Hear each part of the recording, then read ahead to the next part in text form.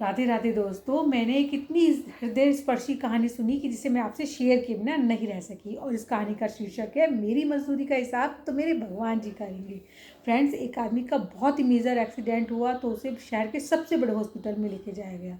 जो मरीज़ था उसकी हालत बहुत क्रिटिकल थी, तो उसके जो हॉस्पिटल के सबसे बड़े डॉक्टर यानी कि हॉस्पिटल के वो जो कि मालिक भी थे, उन्होंने उसके ऑपरेशन को किया।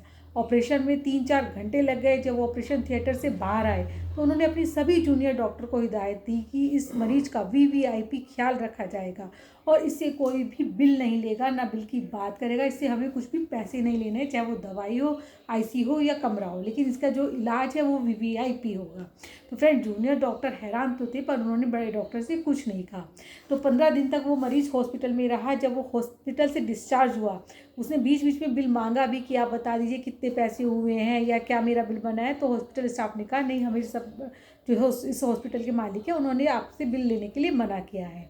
तो फ्रेंड, जब वो मरीज़ ठीक हुआ और मतलब 15 दिन बाद उसका डिस्चार्ज का नंबर आया तो वो घबरा गया कि इतना बड़ा बिल मैं कैसे दे पाऊँगा। तो फ्रेंड्स, उनका बिल करीबन 6 लाख के आसपास का था और वो उन्हें बड़े डॉक्टर के पास लेके जाया गया।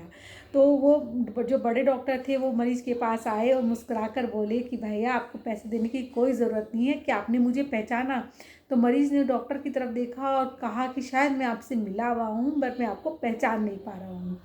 तो डॉक्टर ने कहा कि आप भूल गए कि 2 साल पहले आप एक जंगल से गुजर रहे थे, वहाँ पर हम मिले थे। तो मरीज़ ने अपने दिमाग पर जोर डाला कि हाँ। तो डॉक्टर ने कहा, मैं याद दिलाता हूँ कि एक बार मैं फैमिली के साथ अपनी पिकनिक बनाने जंगल में गया और रात को जब मैं शाम को लौट रहा था तो जंगल में ही मेरी कार ख़राब हो गई, उसमें से धुएँ निकलने लगे। मैं, मेरे बच्चे, मेरी वाइफ बहुत ज़्यादा घबरा गए कि उस भयानक जंगल में क्या होगा, कि कोई तो आए जो मेरी मदद करे।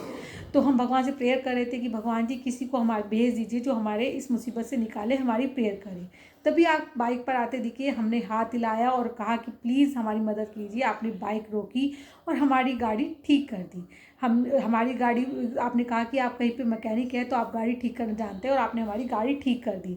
तो मैंने कहा कि भाई साहब, आपका बहुत बहुत धन्यवाद। ये जो आपने मेरी गाड़ी ठीक की है इस समय, उसकी कोई कीमत तो नहीं है, क्योंकि रात गुजारने के दम उससे ही हमारे रोंगटे खड़े हो गए थे कि रात को हमारे साथ क्या होगा, क्योंकि ये भयानक जंगल है और यहाँ पर अंधेरा होना शुरू हो गया है।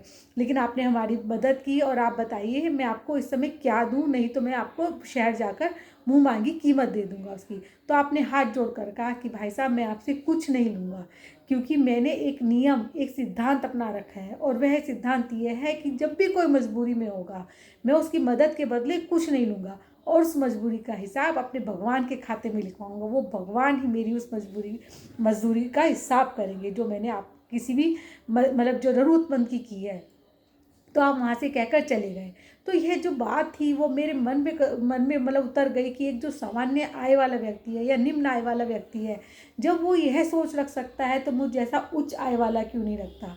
तो आप यकीन मानिए, मैंने भी तब से जब भी किसी की कोई ऐसा व्यक्ति आया जो मजबूर था, जो इलाज नहीं करा पा सकता था, या मुझे लगा कि ये मजबूर है, मैं इसकी मदद कर सकता हूँ, तो मैंने उसकी मतलब मदद की और उससे कोई पैसा नहीं लिया, कोई मतलब कुछ नहीं लिया। और उसके बाद भी देख लिए, मेरा ये हॉस्पिटल भी बना है 2 साल के अंदर और मैं बहुत मज़े में रह रहा हूँ। मुझे एक बात समझ में आ गई कि जो हम कर्म करते हैं वही कर्म ब्याज समेत हमारे पास आते हैं। और फ्रेंड्स, ये बात मुझे दोस्त तुम्हारी ये समझ में आई कि मजदूरी का हिसाब तो भगवान रखेंगे। आज आपके देखकर मुझे लगा कि भगवान ने मेरी प्रार्थना सुन ली है और मैं उस आदमी की मदद कर सका हूँ जिसने मुझे इतना अच्छा ज्ञान दिया, जिसने मेरी उस समय मदद की जब मैं बिल्कुल लाचार था। इतना सब पैसा होते हुए भी मैं बिल्कुल लाचार था। तो वो बड़ा खुश हुआ और उसने हाथ जोड़कर उसको विदा कहा और कहा, आपको जब भी कोई तकलीफ हो निसंकोच यहाँ आइएगा, ये आप ही का हॉस्पिटल है। आप ही के द्वारा जो मैंने भी अच्छे कर्म किए, शायद उन्हीं का पुण्य फल है जो मेरा ये हॉस्पिटल बना है। तो फ्रेंड, जो वो मरीज़ बाहर से निकल रहा था तो उसने भगवान कृष्ण जी की मुस्कुराते हुए फ़ोटो देखी। उसने कहा, प्रभु, आज आपने मेरी मजदूरी का हिसाब किया और पूरे ब्याज सहित किया।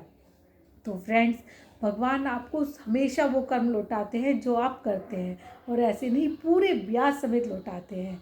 तो आप भी अच्छे कर्म कीजिए ताकि ब्याज समेत भगवान आपको लौटा सके। तो फ्रेंड्स, इस पर चिंतन जरूर कीजिएगा। राधे राधे।